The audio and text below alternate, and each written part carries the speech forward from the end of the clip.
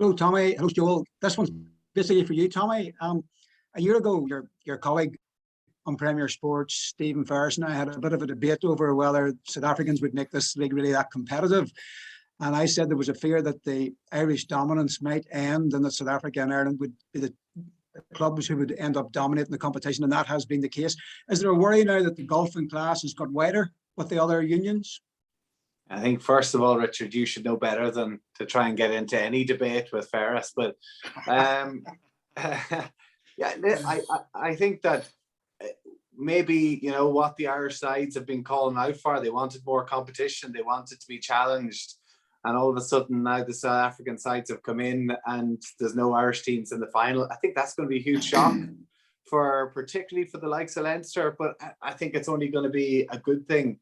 Leinster winning 5 titles in a row is not good for the competition. It's not good for Leinster, particularly when they're going to Europe and they feel that they're not battle hardened. So I think having the South African sides coming in is brilliant. But yes, there is that worry. And I think more so for the likes of the Welsh teams, the Italian teams, and maybe even the Scottish, that golfing class might become that little bit bigger. And it is a worry seeing particularly the likes, none of the Welsh making it into the knockout stages of the competition. And that's what people want. We need competitiveness. We need these rivalries being built up, and the South Africans have certainly brought that in spades, and time will tell whether they become too strong. But no, I think that it's going to be I think it just adds to the challenge of it. And I think, like what we said in the last question, going into Europe will bring its own challenges as well, and who knows whether that's going to be another thing that maybe will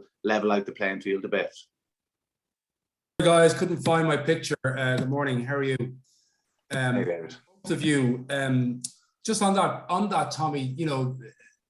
Seasons and cycles lurch, but just after this year, I mean, from an Irish perspective, how do Irish teams respond to this challenge in terms of styles, selection, attitude to playing in this league now, to kind of to try and level up this challenge, or to try and embrace this? Listen, I don't think there's going to be any huge change, David. I think that listen, Leinster were huge favourites going into that game, probably too much favourites, and whenever you're coming up against the likes of Jake White and the back row that the Bulls have, and what we saw, the type of rugby that we know can beat the likes of these Leinster and these Irish sides. But I think to be wise to that, and I think next year Leinster will come back stronger, but they'd be wounded by this, and there's no doubt about that.